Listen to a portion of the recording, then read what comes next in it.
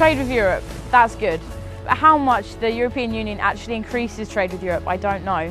But I do know that the EU is a shrinking part of the world economy, and I definitely know that people like me find it more difficult to get proper jobs in the EU. Look at Euroland. Over half the young people in Spain have no job at all. In France, over a quarter of young people have no work. And in Greece, over 2/3 of young people are unemployed. And yet we hear some politicians, officials and EU campaign groups like BIE claim that 3.5 million jobs in the UK depend on our membership of the EU. Has the EU really created and sustained employment for 3.5 million people, real people, not just bureaucrats? That would make membership pretty important.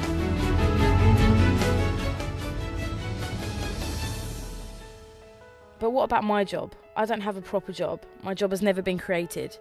I have a graphic design degree and I keep on top of my subject and prepare for work and look for work, but there's simply not the demand for new graduate labour.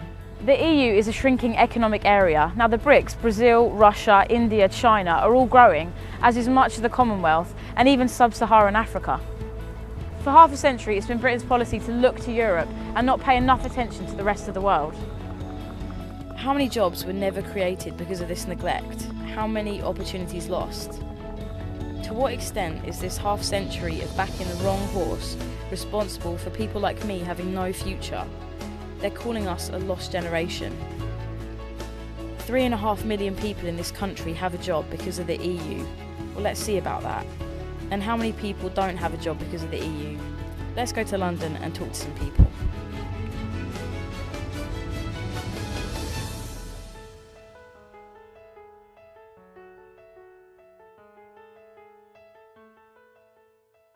Let's talk to Tim Congdon, who's Professor of Economics at Cardiff Business School and Cass Business School in the City, who's also a member of the Treasury Panel for Independent Forecasters, the so-called Wise Men.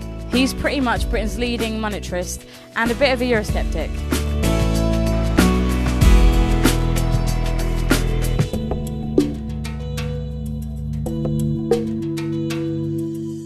It is sometimes claimed that 3.5 million jobs depend on our membership of the European Union. Let's get this straight. It may be true that about 3.5 million jobs are involved in producing products and services that are exported to the European Union. Fair enough. They depend on trade with the European Union. We have a relatively free world trading environment already. China is a bigger exporter to the European Union than we are. We leave the European Union, we still can sell to our European friends and neighbours. Those 3.5 million jobs just go on as today. It's not like everything's been made rosy and everyone has a job and it's as if 3 million could be lost. There are way more than that without a job now.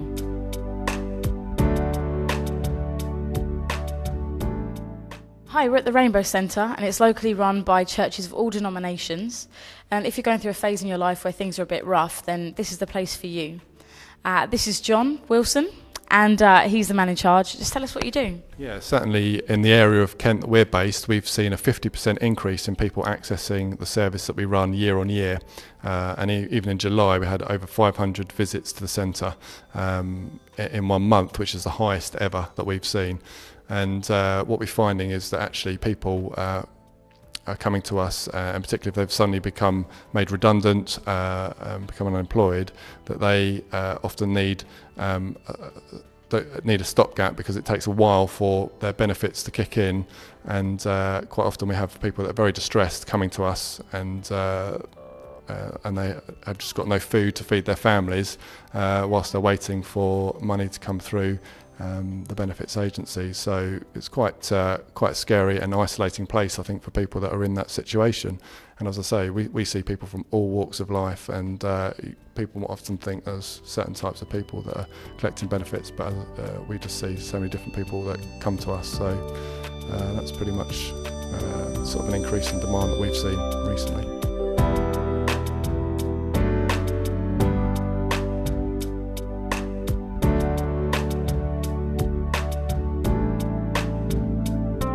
Hi, this is Roy Broomfield and he's the director of the Better Off Out campaign. There's a lot of people that are convinced that the EU does help reduce unemployment because they fund schemes that help people who are out of work. Now, Tim Congdon far from agrees with this. And he's right to disagree, because bureaucrats don't create jobs, businessmen do. And these schemes are designed by bureaucrats in a foreign land that don't know what's happening in local businesses, in local environments, in the local economy. And so these schemes do not help people across the country, across the United Kingdom, to have the skills to be able to present themselves to businesses that do need specific skills and ultimately know what their business is about. Ultimately, this sort of thing is being created from Brussels, not from the locality. Businessmen know what they want, not a bureaucrat for Brussels. Basically, these schemes are taking money out of the economy because it's profitable businesses and businessmen who are paying for these sort of schemes to be had.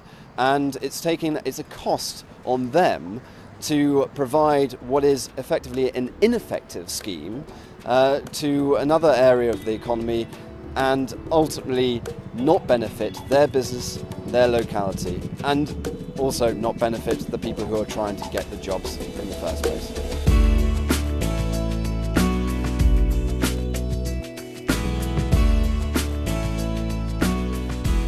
Hi there, my name's Jonathan. I was made unemployed about 3 months ago when my company moved up to the north of London. Being someone who lives in Kent, it was basically over 5 hours of travel a day, so I found myself unemployed. I proceeded to apply for about 30 jobs and sent in applications to those companies without receiving very many responses at all. I would send in an application and no one would even reply to that application. I felt I didn't know what to do, a big sense of despair really, going to bed thinking, how am I going to pay the bills?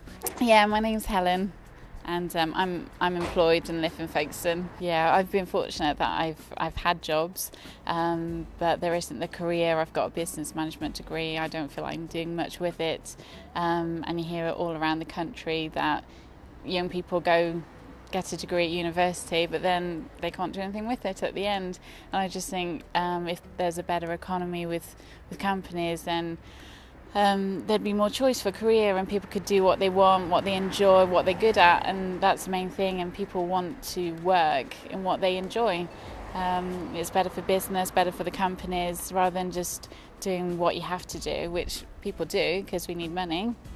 But in terms of enjoying what you do, yeah, it's very difficult at the moment. Suppose we leave the European Union. The question is, can we then sell things to our European neighbours? The answer is, of course we can. Let's just be clear, at the moment, China does not belong to the European Union. And China sells more products to the European Union than Britain does. Okay? So we don't need to belong to the European Union in order to sell products and services to our European neighbours and friends.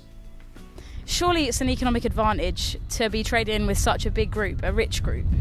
Well, really the European Union isn't really a rich group anymore. It has massive unemployment problems. The dole queues are getting longer and longer.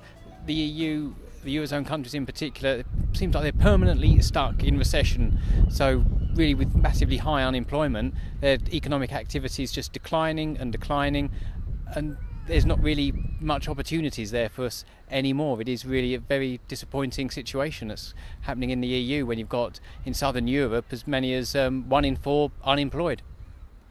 So even so, they're still, like by world standards, relatively rich. So is it not a good idea to be trading with them? Well, we can always trade with other businesses and people and countries in the European Union, even if we're outside of the EU. Trade will always continue. It's as in our interest as just as much as it's in their interests to keep trading, but we can do that from outside the EU. We can remain members of the European Economic Area, which allows for the free movement of goods and capital, services and labour, And of course we can join the European Free Trade Association, so we don't actually have to be part of the political bloc to continue trading with other EU countries. So we'd actually perhaps have an advantage because we wouldn't be burdened with all the costs that the EU's putting on this country, which really isn't helping our economy either. So I see we're struggling a bit here in Europe. Are there lots of other opportunities out in the rest of the world that we could be part of that we're missing out on? And if so, like, in reality, how can we actually do that? Can we just easily start trading with all these other places? Yes, we can. You're absolutely right. There's amazing opportunities for Britain around the world. The growing economies on the globe are in North America, South America, Southeast Asia. There are wonderful opportunities there. Look at the growth in China and India, and then other nations as well, even Indonesia and Australia. There's so many good opportunities for Britain, but at the moment, being in the EU, we don't have a seat on the WTO, the World Trade Organization. Our trade deals are made by the EU. If we were outside the EU, we could still continue trading with other EU nations, but we could explore these other wonderful opportunities that exist in this global world. And of course, being in the EU, we can't now make our own bilateral investment treaties. Outside, we would be able to have our sovereignty, our ability to form the links that best suited us, whilst of course continuing to trade on the continent. So really we should be exploring the rest of the world, which has so much to offer us. Over the next 25, 50 years, Europe's importance in the world is going to fall very sharply. Our trade with nations outside the European Union is going to expand enormously in relative importance. We therefore should be thinking hard about how to organise our international relations for that kind of world in which the European Union is not very important. We should not be trying to base our entire future on our relationship with the European Union. We can leave the European Union and prosper and flourish in the 21st century.